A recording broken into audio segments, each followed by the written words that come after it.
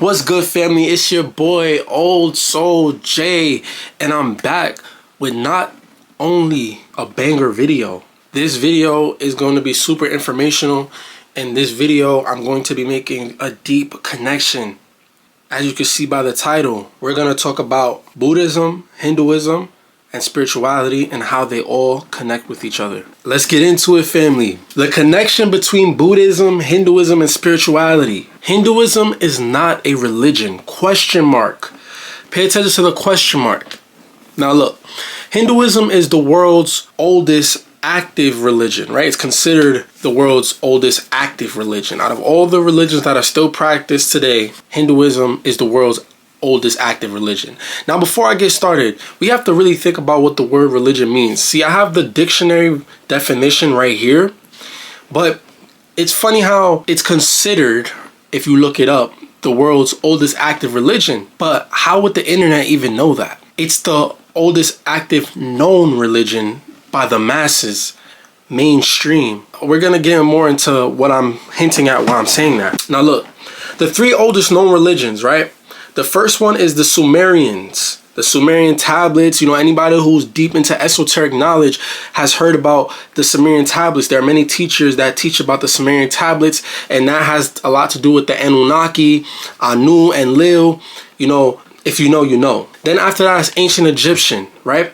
A lot of spiritual teachers, not only do they teach about the Sumerian tablets, they also teach about ancient Egypt, right? And that's Amun-Ra, the sun god, you know, Osiris, Isis, the goddess of love. That's the second one. And then the third one is Hinduism. And this is the only one that's still practiced out on a wide scale. Because I'm sure there's people who follow the Sumerian tablets. I'm sure there's people who follow ancient Egypt still, right? But this is what's considered the oldest, Hinduism.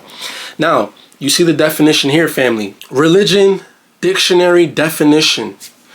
The belief in and worship of superhuman power or powers, especially a god or gods, right? So look, many say Hinduism is not a religion, but a way of life. There are many Hindu teachers who teach this, who say this. If you dive deep into learning about Hinduism, a lot of Hindus will tell you that it's not a religion. They call it Sanatana Dharma. And sorry if I start butchering the Hindu words, all right? They're hard to pronounce, at least for a American English speaker like myself. But it means the eternal tradition. Hindus are a diverse group. Some focus on prayer, while others don't believe in any gods, but still follow Hindu philosophy, right? Now, one of the reasons why people say Hinduism is not a religion is because it doesn't fit Western world's ideas of religion. Unlike Christianity or Islam, there is no prophet in Hinduism. There is no Jesus, there is no Muhammad, there is no Bible or Quran, but there are several ancient texts. We're going to get into that later. Hinduism's core beliefs. Hindus believe in one universal soul. They call it Brahman, a formless, genderless source of all reality. Brahman is the universe, right? Atman is the immortal soul. Karma, y'all all know about karma. Y'all have heard about karma, especially because Hinduism isn't the only thing that talks about karma. But karma, actions of a being in said lifetime, affects their future and the soul's next life. Dharma, righteous living, right? Cosmic law upholding order and harmony. A person's specific dharma is based on the specific person. Now, moksha, the general goal for Hindus is to get back to Brahman, right? The universe, the universal soul. If done, said person would be freed from the cycle of life. Birth, life, death, repeat. Realizing you are one with the Brahman, the universe, is how you achieve it. The four Vedas are pretty much the most popular texts that Hindus follow. They're basically considered the sacred books of knowledge. Hindus believe the Vedas were revealed to divinely ancient sages, right? That kind of sounds similar to the holy men with the Bible, how people who believe in the Bible say the Bible were written by holy men who were connected with God, right? Now, I'm mentioning that because just stay tuned. Just stay with me, All right, we're gonna make this connection later. More on the ancient texts, right? I'm gonna try to breeze through this because it's not very relevant to the video, but just to give you a little bit more knowledge, the 4 Vedas are the basis of Hindu faith. The Rig Veda, right, it's a collection of songs that praise and discuss the ideas of truth, reality, in the universe, right? It also discusses wars and rituals. The Yajur Veda is mostly about sacrificial rites and rituals. The Sama Veda, you know, Sama means sweet song that destroys sorrow. The Veda is mainly songs that praise the gods, right? Oh my god, I'm sorry guys. The Atharva Veda, it talks about charms and spells, and the Upanishads, the Upanishad. Oh my, yo guys, I'm sorry. You see it right there. All right. I'm pretty sure I spelled it right, but it's so hard for me to say it. So, you know, it's basically a sequel to the 4 Vedas, right? So these first 4 here, up here, were the ones, are the 4 Vedas. Now this right here is basically a sequel to the 4 Vedas, and it was developed when Hindus started to question the Vedas, right? So it's basically like alternative versions or things that people added or alternated. Mostly books on philosophy, and the major theme is you are not your mind, the body, or ego. Right? That sounds a lot like spirituality, but hold on. We don't get into it. You are your Atman. Remember, I told y'all the Atman is the soul. You are the soul. All else is temporary and illusionary. Something that I say a lot on this channel, right? Now look, the Puranas are, you know, a summary of Hindu beliefs, and they talk about yoga, hell, heaven, gods, and much more, right? The Bhagavad Gita, widely renowned, this is probably the most popular one. This was the first one that I knew about. You know, before I started looking into Hinduism, I already knew what the Bhagavad Gita was. A lot of people refer to the Bhagavad Gita as a lot of people's favorites. And I think a big reason for that is because of the story. But, you know, it's a story that teaches about Dharma, right? So it's basically telling you, like, even if you are faced with difficult choices, you must act on them according to your Dharma. Now, the reason why I'm saying your Dharma, because a person's Dharma depends on their lifestyle. It depends on what path they're on and what their purpose is. It's just for you to do that said thing righteously. And that could very much vary depending on what your life looks like or what you do for a living looks like, right? Now, these right here, these are too sick. The last 2 right here, I'm not even going to try to pronounce it. Or, you know, let me try this. Ramayana and the Mahabharata. They're separate texts, but they're both a series of stories that emphasize the importance of Dharma as well. So, you know, as you can see in Hinduism, Dharma is a big thing. It's a big theme. Now, the ages and time, Hinduism. There are no beginnings or endings. Time is a series of cycles. Each cycle being made up of ages and yugas, right? So the 4 yugas are the Krita or the Satya, right? The Satya Yuga, the Treta Yuga, the Para Yuga, and the Kali Yuga. So combining all of the yugas together combine for 4.3 million years. It is believed that at the end of each cycle, it leads to the destruction of reality. It is said that we are in the final age, the Kali Yuga. That is what Hindus believe. We're in the Kali Yuga right now. What comes after the Kali Yuga? The Golden Age. Now that kind of sounds a lot like what I was talking about in the Exposing Jesus video, where I spoke about how in astrology, the new age, the next age is the age of Aquarius and what that's about. But we're going to get more into that. So now there is some controversy, just like any largely followed belief system or practice or anything, right? Anything that's big, there's a lot of times there's some controversy behind it. Now, the Hindu controversy, right? Most of that comes from the caste system, right? So many people see the caste system as oppressive. For a large part of history, the caste or class, right? It's also, some people refer to it as the class system because it's basically classes. So the caste that one belongs to has been based on their birth. Brahmins, which is the top class, are like priests. The Kshatras, the guys, I'm sorry.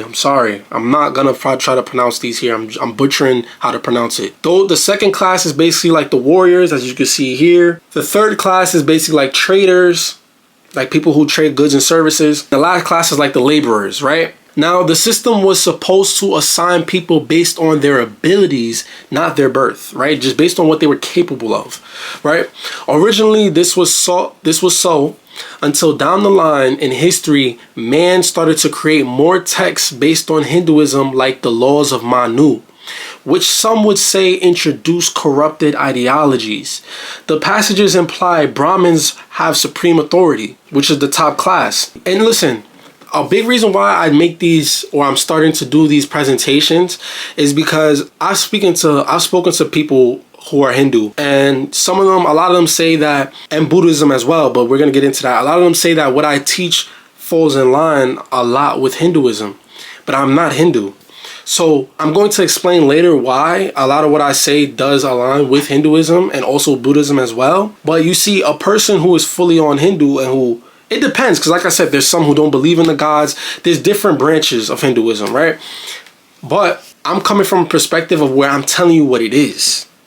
Some their information or their advice, not everyone, there's people who do it not just like me because I'm unique to myself. But if you really are learning from a Hindu master or a real Hindu monk or a sage, or somebody who really lives this, their words are going to be a little biased. Some of them might not agree. There are a lot of people in Hindu culture disagree. There's controversy here, like I was saying. All right, so they say that the Brahmins have supreme authority, and this leads to human exploitation of the hierarchy.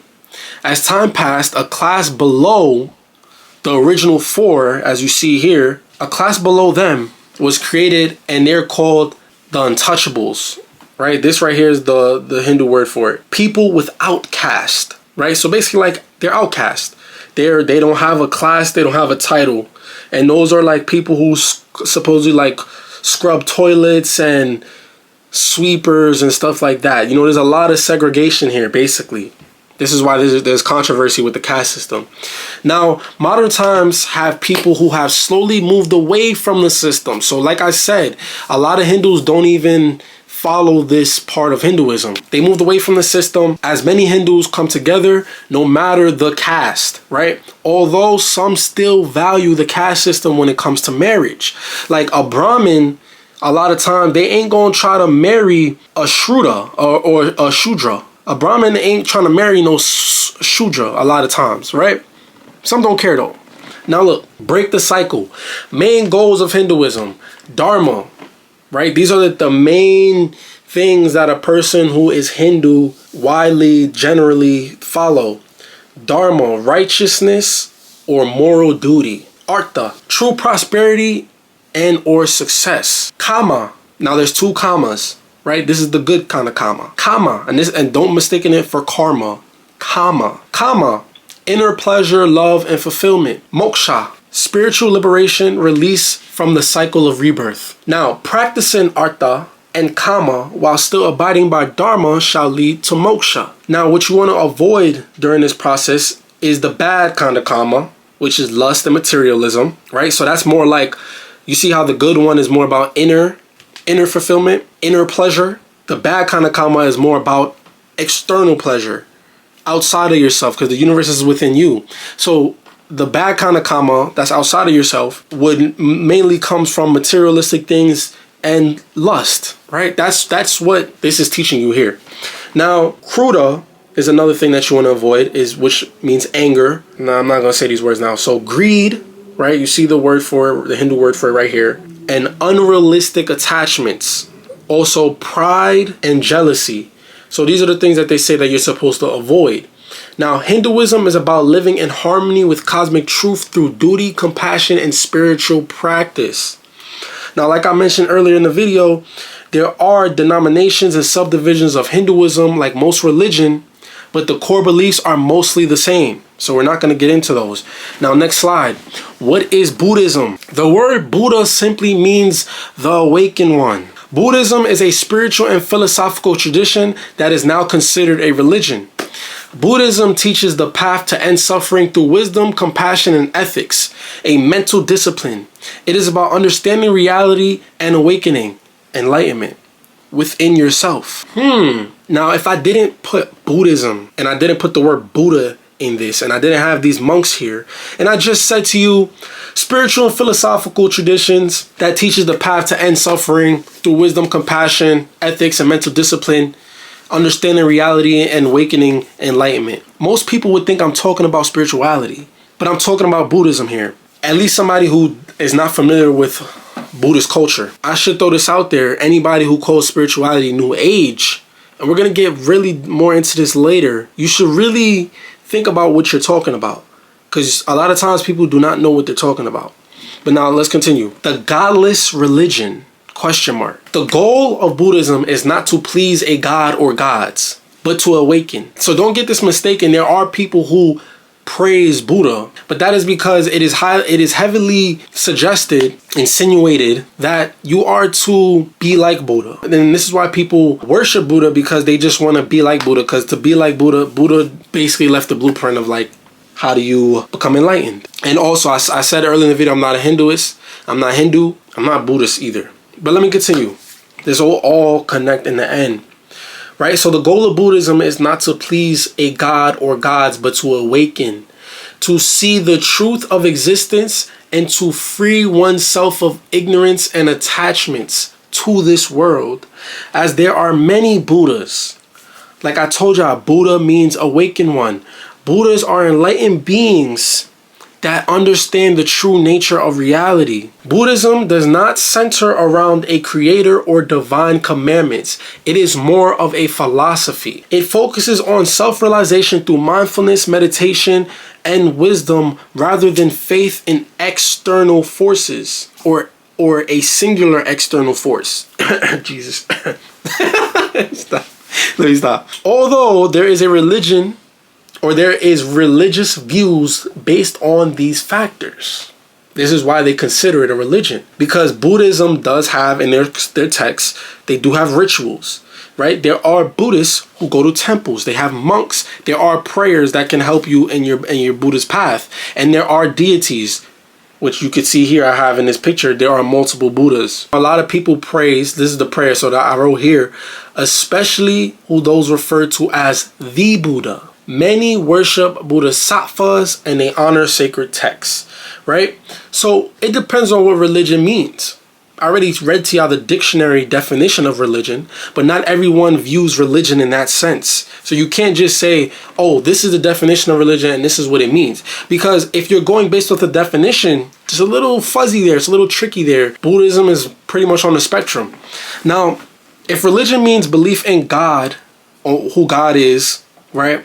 Like Jesus is God in the flesh and Allah is God. If religion means the belief in a God or gods, and now like I said about Hinduism, there are multiple gods and goddesses in Hinduism, but there are people who are Hindu who don't necessarily believe in the gods and goddesses, but follow the philosophies. Now, you can't say you're a Christian and not believe in Jesus. You can't be Islam and not believe in Allah. That doesn't work. There's a difference there, but let me continue. If religion means belief in gods or a god, Buddhism is not one. But if you define religion as a path of spiritual practice and moral discipline, then it is. But then again, if that's the case, if it was just about spiritual practice and moral discipline, then anyone can create a religion. Now let's continue. Who is the Buddha? As you see in this slide here, I said especially those who refer to as the Buddha, right? So there is a specific person that people, even though there are multiple Buddhas, there is a specific person that people are referring to when they say the Buddha. Now, let me just mention this as well. I don't think I put this in, I didn't write this in my slides.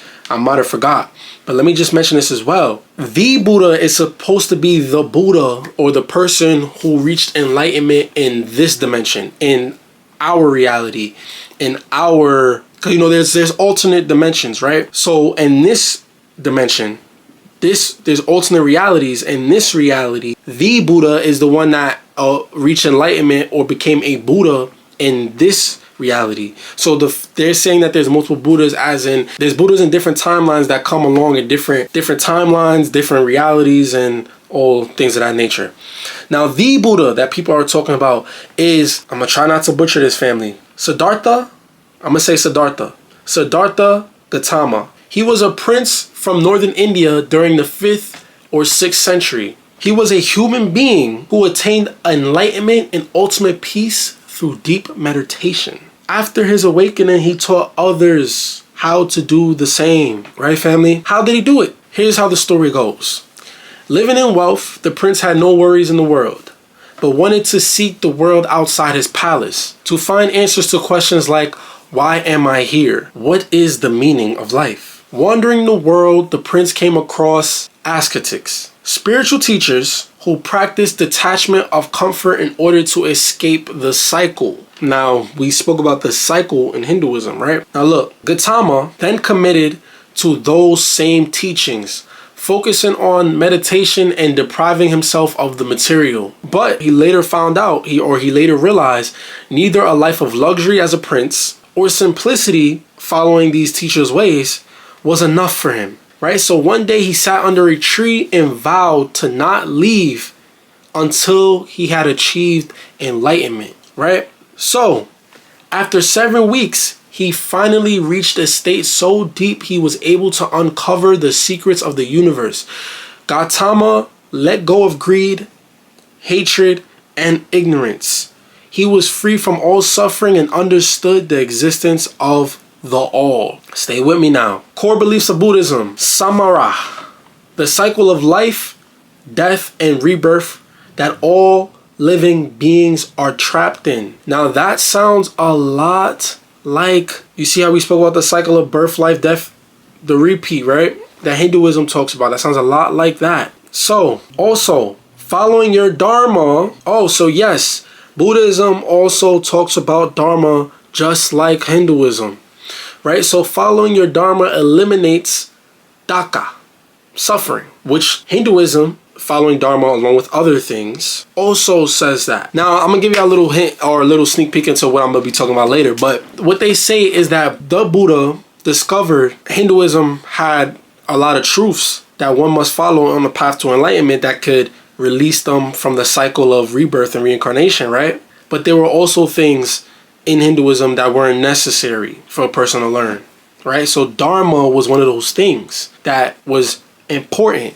Now, Dharma, as it says here, lays out the path of nirvana, enlightenment. Hinduism also includes Dharma on your path to enlightenment. Now, there are 3 main things that Buddhism focuses on. The 3 jewels, they are called. The Buddha, Dharma, and Sangha. The Dharma, the 4 noble truths. There is suffering, physical, emotional pain, or just dissatisfaction. It doesn't have to be extreme suffering. There is a cause to suffering, attachment to cravings or desire. There is an end to suffering, nirvana, free from desire. And there is a path that leads to the end to suffering. And this is referred to as the middle way.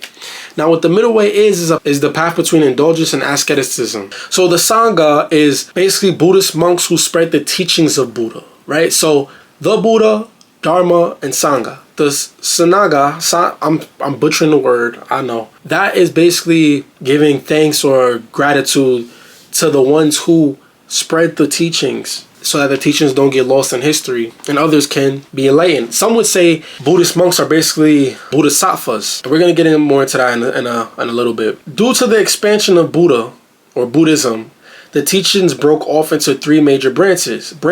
These are the 3 major branches here. I'm not going to pronounce them. The first one here that starts with a T is the oldest, and it mainly focuses on discipline and meditation. The second one here, some people say it's really only 2 branches, but the second one here, which would be the second branch, is more about bodhisattvas, beings who can reach enlightenment but vow to help others to awaken. So there are stories about many Buddhas who can go on to the heavens, who can go on to the higher dimensions, but they refuse to leave their people behind who are still suffering below, right? So Vajrayana, I said I wasn't going to pronounce it, and I tried to pronounce that one. I'm going to have to brush up on pronouncing these words, but evolved from the second one here, Mahayana. It focuses on the use of mantras, mudras, mandalas, and visualization. So they put more highlight into the tools that can help you, even though the first kind, they would say you don't need those things. Now, the Eightfold Path. This is very popular amongst Buddhism. And you see I got the Dharma wheel here because there are 8. You see these 8 circles outside of the wheel? They basically represent the Eightfold Paths. The Eightfold Paths are right view or understanding, right intention, right speech, right action, right livelihood, right effort, right mindfulness, and right concentration. And the reason why it's right is meaning, you know, right is right and wrong is wrong. Righteousness. And as you may know, Hinduism also has a Dharma wheel. Now, mandalas, a repetitive geometric pattern which begins at the center of a dot. You may have seen this before. Now, this is the Sri Yantra right here, this golden one. Now, Sri Yantras come in different colors. I just picked the golden one because I like how it looks. But the Sri Yantra here is more involved with Hindu culture. And as we see right here, I have a Buddha mandala picture. And as you see here, the flower of life. Now, my spiritual people and spiritual practice, y'all know about the flower of life, right? Y'all know about the flower of life. The flower of life is basically a mandala. The symmetry is created when balance radiates out from a central point. A circle with a point center is found all throughout nature. A circle with a center is the basic structure of creation. As you can see right here, this picture is showing you, and the snowflake is my favorite one. Flowers too. It shows you right here. You see, this is a picture of the universe in the middle. I don't know if y'all can see that, how well y'all can see that, but this right here is showing you how nature naturally already shows you creation with starting at a point in the middle and then perfect symmetry. The snowflake is probably the most fascinating one, if you ask me. That shit really falls from the sky. Look how beautiful and perfect it is. But now, yes, so not only do Buddhism and Hinduism both speak about or both involve the Dharma wheel, they also both involve mandalas. Now, the correlation. Buddhism began in ancient India while Vedic Hinduism were central to society. The Buddha did not reject all Hindu ideas, but he interpreted them, right? So look, the Dharma wheel, like I said, Hindu, it really represents cosmic law, moral order, and duty. The principle of universal balance. But in Buddhism, it has the same undertone, right? It represents the truth or teachings that maintain inner balance and freedom of suffering, both highlighting universal law.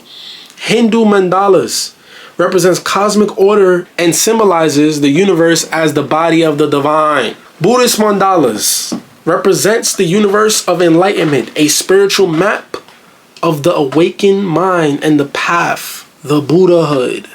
Spirituality.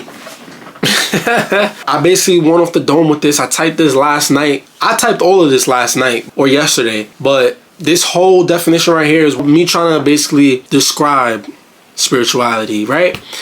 An inner journey focusing on mindfulness, emotional intelligence, reflection, experiences through wonder and awareness of self through practices like meditation, shadow work, chakra work, yoga. Learning how to tame and look beyond the ego, growing closer to your higher self, recognizing global consciousness and connecting with the divine source that all of life is connected to.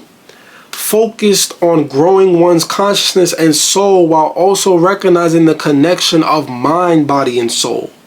Self-divinity and empowerment. One experiencing their connection to the moment. You know, we talk a lot about being present. The divine and nature in a deep, sacred way.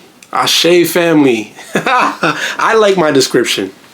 Now, New Age spirituality. Have y'all ever heard someone say, oh, that's that New Age stuff? Yo, I had some girl comment on my TikTok, one of my TikTok videos, going ham. And all I was talking about was old souls and reincarnation, which Hinduism, see, this is what I'm talking about. Oh, that's that New Age stuff. Little do you know, what I was talking about in that video falls right into line with a religion that's way older than what she was preaching. Or what she was coming on telling me about, oh, this is BS, this is crazy, you're spreading false information, Yahweh is the only way, that New Age crap. I swear, if it wasn't online, and if I was speaking this in face to face, she probably would have attacked me. I felt the hostility in her message. But look, Since the 80s, the masses have referred to anything involving energy healing, astral projection, crystals, readings, astrology, etc. as New Age. A vague term normally used to outcast any belief or practice that is outside any normal mainstream religion. Now you see, that is only because it is new to the mainstream, which spirituality itself has been practiced forever, but it's becoming mainstream now. In the 80s, it really started to become mainstream, and that's where the New Age term came from. And now today, since we're entering a new time, it's more mainstream than ever. So the reason why people rejected it and labeled it and outcast it was because people are only used to what they know. People don't like change. It was not mainstream, so now therefore it was outcasted, right? Although all of these things here, energy healing, astral projection, now astral projection is an actual experience. Anyway, crystals, readings, astrology, especially astrology, these things existed long before the agenda of New Age began. Long before. People don't know what they're talking about. People go based off of what they were raised and conditioned to believe. They don't have an open mind. Most people, the whole hard truth. They don't have an open mind, and they're not truth seekers. They're not knowledge seekers. Because the information is not only within you, but it's easy to find. People just don't really want to find it. They're afraid. It's fear-based beliefs. Because maybe their book told them they would go to hell if they did so. Man-made written books told you, don't look outside of what we're teaching you. Something they don't want you to know. Before New Age, esoteric occultism and Americanization of Eastern philosophies and religions like Buddhism and Hinduism has been around for centuries, but the New Age term has grown popular in today's world due to the mainstream growth in spirituality, as people have been naturally moving away from outdated belief systems while many truths continue to come to the light. This falls right in line with what astrologers have predicted for ages. The world is entering the age of Aquarius, and the age of Aquarius represents collective consciousness and humanitarianism, equality and social justice, technology and science, rebellion against old systems, and spiritual awakening. Let's continue, family. Honorable mentions. I didn't speak much about this in this video or in my slideshow presentation, so I just want to throw these out here. The Anunnaki, which some refer to as the Elohim. I'm sure a lot of you have heard of the Anunnaki already. Many spiritual people and historians, people who are not even spiritual, people who are just real historians who teach history, real history, speak about the Anunnaki as well. I even seen the other day on the History Channel that now this stuff is on TV, where these historians were basically were showing you proof that people were created, our race of people were created by the Anunnaki. But if you were raised in a certain belief system, that might really offend you. You might not be able to accept that. And I'm not saying it's absolutely true, but you won't even be able to consider that possibility, even if it's proven to you. But anyway, this video is not about them, so I'm not gonna go into the given proof. Not like I said, I'm not saying this is true, but I'm not gonna go into why people say that they did create us, right? But remember what I said earlier in the video. They come from the Sumerian tablets, which is the oldest known religion. Based on any religions that have been created in the world, the oldest known one is talking about the Anunnaki, right? It has become popular belief that the Anunnaki are extraterrestrial scientists, demigods that created our species, right? Is that true? Is it not? I'm not saying it is. I'm not saying it isn't. But I also wanted to mention this as well. Amun-Ra, the sun god, right? So spiritual people recognize the importance of nature and our connection to it. The ancient Egyptians, which was considered the second oldest, I remember Hinduism was the third. The second oldest religions have multiple tablets showing people heavily worshiping the sun. And I put a picture of a tablet here where everyone is like getting energy from the sun, doing something with the sun. Probably some type of ritual.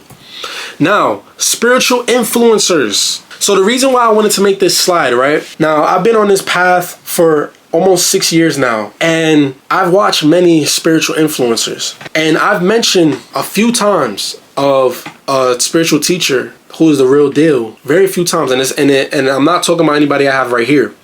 I didn't want to put him just for the simple fact that I don't want to give y'all too much too fast, basically.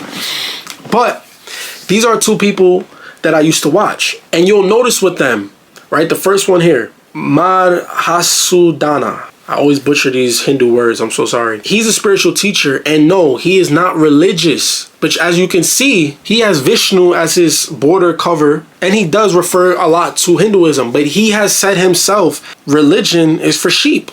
Those are his words, not mine. He has said in his videos things along those lines many times. But the reason why I'm bringing this up is because you'll notice. Let me just read this right here. Spiritual influencers who openly declare religion as a social construct and a means to keep the masses halted, separated, and deceived are drawn to Egyptian, Buddhism, and Hindu culture, right? So he is one of those people. He understands, he is aware that religion itself is made to keep you in shackles, it's a social construct, but he still acknowledges Hindu gods. He still has a lot of people can't compute that in their minds. It's not clocking to you. Let me stop.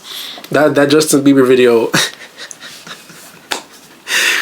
That Justin Bieber video is so funny. But a lot of people can't comprehend the fact that a person could be talking or referred to or have pictures and stuff like that of Hinduism, but say religion is for fools. I'm not saying it's for fools. I'm not trying to insult anyone, even though I probably already said some offensive things. I think I do pretty well. I try not to be offensive, even though I can be a little snarky, right?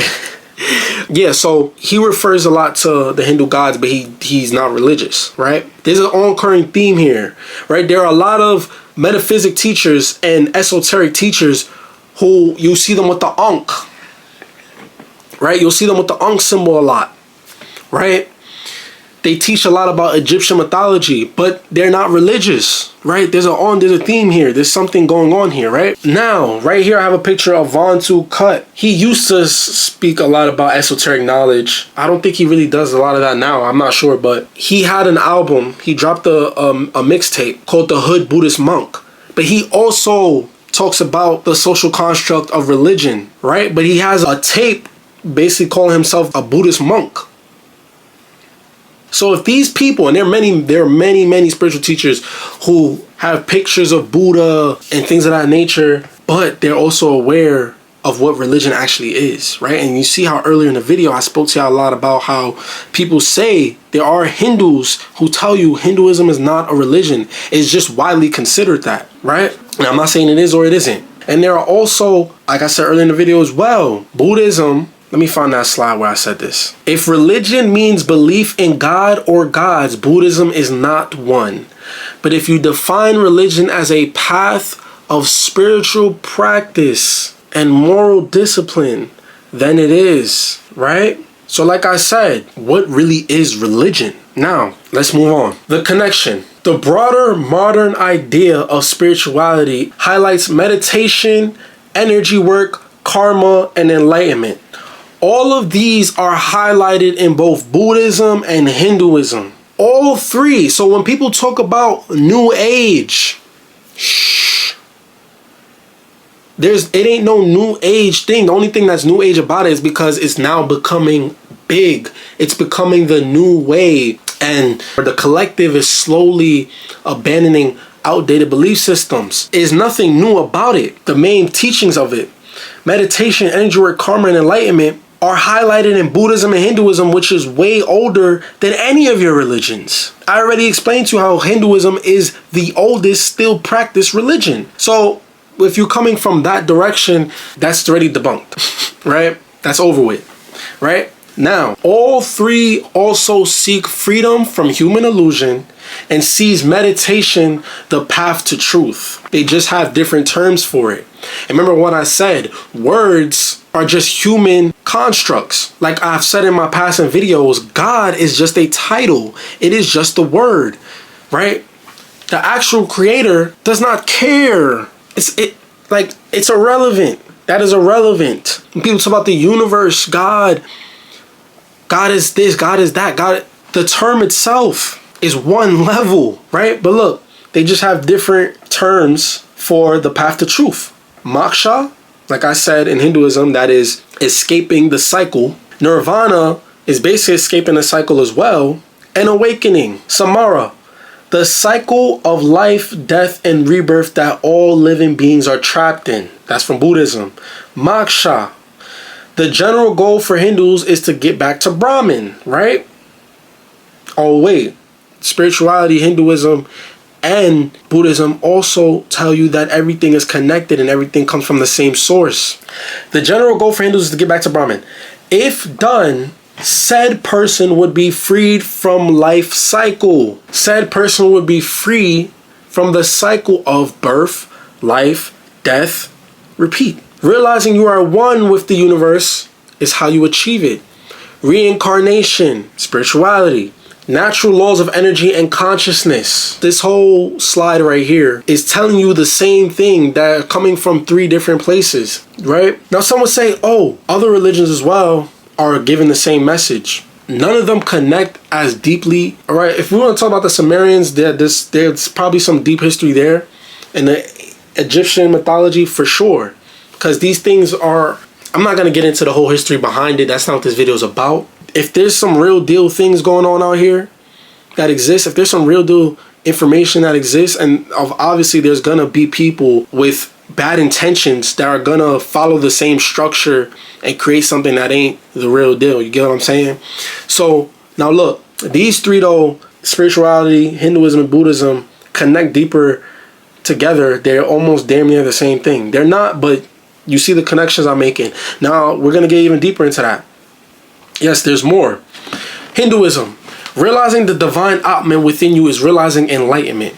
Buddhism, there is no permanent self, but awakening reveals the same truth and awareness beyond the ego. Now, in my own definition, when I spoke about spirituality, look beyond the ego, growing closer to your higher self. Let's continue. Spirituality, you are the universe experiencing itself. The idea that divinity and consciousness exists within all, and that you are more than your ego. Now, some religions that are widely popular, they don't give you actual practices, and I'm going to talk more about this in a second, that actually benefit you.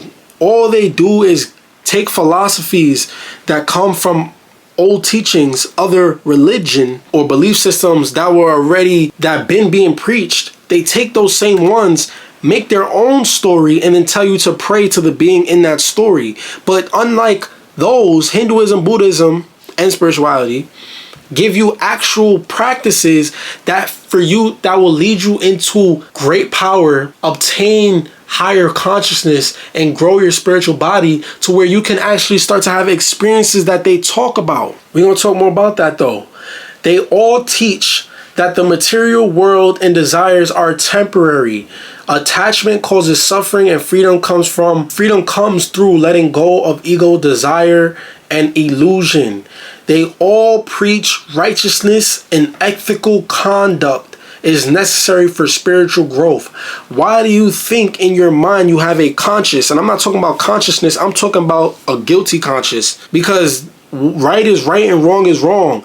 Some people say, oh, you're taught what is right and what is wrong. Yeah, sure, when you're young, but it gets to a point where your mind develops enough to where you have a sense for what is actually right and what is actually wrong. That's why they say right is right and wrong is wrong. You have that sense in you for a reason. Something is guiding you within you. And I refer to that many times as the higher self. There's a reason why your higher self is constantly, your intuition is constantly guiding you, and why righteousness and ethical behavior is something that anyone can recognize as good. That's why you hear people say things like, oh nah, you're better than me, I couldn't do this. Because we recognize that it's the right thing to do. Now continue. The all, right? So now I have a picture here, which is here to represent more so spirituality, the chakras. But here's the thing though. Well, I don't even know if I put these in the slides. Hinduism and Buddhism also talks about chakras, especially Hinduism. But as you know, spirituality is heavily talks about chakras as well. I don't even have to continue. I have more to say, but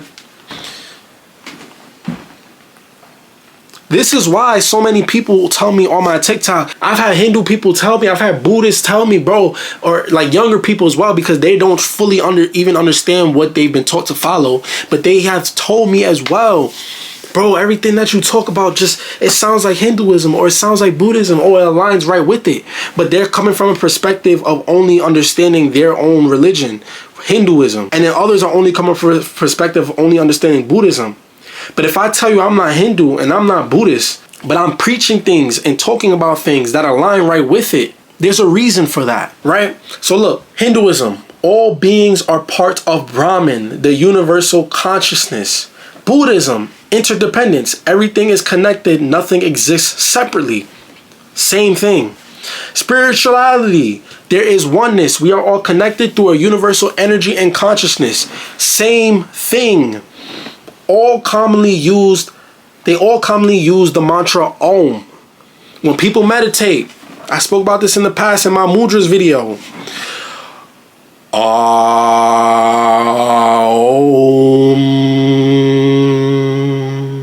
Hinduism is big on mantras. Spiritual people use mantras. They meditate. Buddhists meditate. Buddhists do these mudras. Buddhists say Om. The symbol of Om is from Hinduism. All commonly use the mantra Om, known as, I put primordial, but primordial, I didn't mean to put that. By the time I got to this slide, I was tired, y'all. This took me a long time to make. But all commonly used, known as the original sound of the universe, the lotus flower and chakras. I had to throw that in there because it came to my mind while I was typing this. I didn't even mention the lotus chakras. I mean the lotus flower. Oh yeah, lotus flower. Oh yeah, the Om symbol. This is all connecting, family. I have these symbols on me. I recognize where they come from, but no, I'm not Hindu. No, I'm not Buddhist. Don't keep your mind in a box. That is a limiting way of believing. To understand, these symbols represent something. They carry a certain energy. You do not have to subscribe to one religion. I'm not saying don't or do not, right? You do what you want. I'm just giving you information. You do not have to subscribe to one religion and reject everything else. There are truths and there are non-truths, absolutely. But one thing that all of these things do, like I said earlier in the video, they have actual techniques that can show you. But now, real experience. Spirituality, Buddhism, and Hinduism all encourage direct experience through practice, unlike most religion that require blind faith. And there are people out here that are blindly leading each other. The blind leading the blind. All right? Now, man, and it's so crazy these days that there's even pastors. I'm seeing videos of pastors. Now, some people are going to be like, oh, that's AI. That's AI. There's a new AI system where it looks real. Whatever, bro. That's exactly, well, that's one of the many reasons why they made that program in AI. So people could see real things and be able to say that it's fake. But there are even pastors who will tell you these days, the Bible was written by man. They still follow though, or they still preach certain things because the philosophies that were taken from Egyptian mythology and Buddhism and astrology, but the philosophies that the Bible talk about are very true because they took it from somewhere. But anyway, I'm sorry guys. It's just the truth. I'm gonna just tell you the truth. I had to kill a cat. I'm gonna tell the truth. Now look, the path has many roads, family. The path has many roads. And that is why I'm referring to this, because you can become enlightened if you follow the oldest form of Buddhism, which mostly talks about spiritual discipline and meditation. If you meditate enough and you just do that alone, you can become enlightened. Your consciousness naturally grows the more that you meditate. Simple, right? That's why I say there's many paths to the mountaintop of enlightenment. Right? Hinduism also teaches you, Hinduism is very big on mantras. And remember, I said Buddhism talks about mantras as well, but you know, mandalas, tools that help you, right? Yoga, yo. And I'm not talking about the yoga. When I talk about yoga, people, what comes to their mind is girls in leggings at a gym. There's different kinds of yogas for different reasons, but there are yogas or for different purposes, but there are forms of yoga, Kundalini yoga. Be careful with that though. But there are certain forms of yoga that will actually bring you closer to enlightenment. Spirituality teaches is so heavy based on meditation, bro.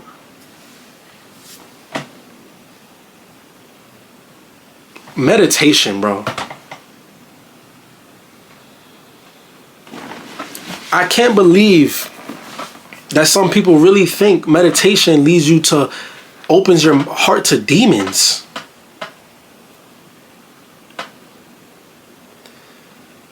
And they believe it because they read it in a book. Somebody doesn't want you to know something.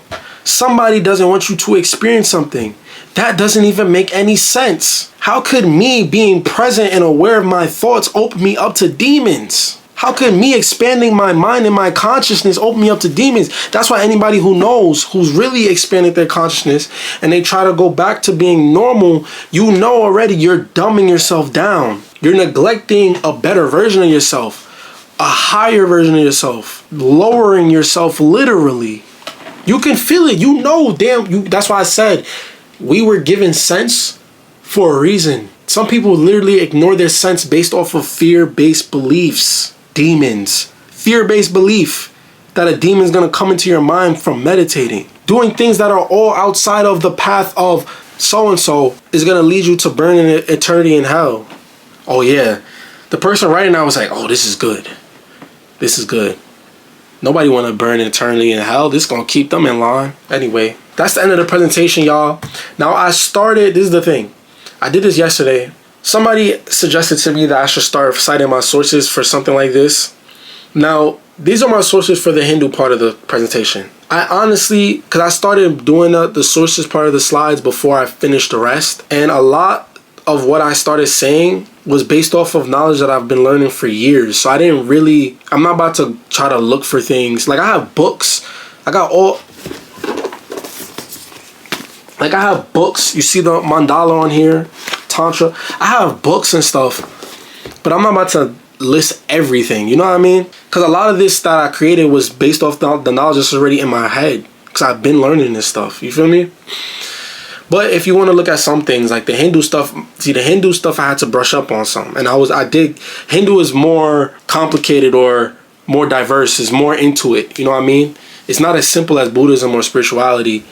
Well, you can't say that about spirituality because spirituality can go into many different things. But based on what I needed for this video, those are the sources for the Hindu parts. The Buddha parts, this is widely known information. Like, I don't think I need to cite sources for that. A lot of this was coming from my head anyway, just like the spiritual stuff. But yes, family, I just dropped a lot of game in this video. There is a large connection to these three things, and there's a reason why so many spiritual teachers they walk around with Buddha necklaces. They meditate, which originated, at least to the masses, through Hinduism and went on to Buddhism. Yoga, spiritual people do yoga. They work with the chakras. They do so many of these things that come from Eastern culture because these things work. Buddhism. Hold on, let me go back to this slide real quick, y'all. Remember what I said about Buddhism? The Buddha did not reject all Hindu ideas, but interpreted them. This is basically what is going on right now with spirituality. Spirituality doesn't reject ancient mythology. Spirituality doesn't reject Buddhism, Hinduism, the Sumerian tablets. But now these Western religions, when you get to a certain level, or when you start to see certain things, you can't accept it because you see it for what it really is, right?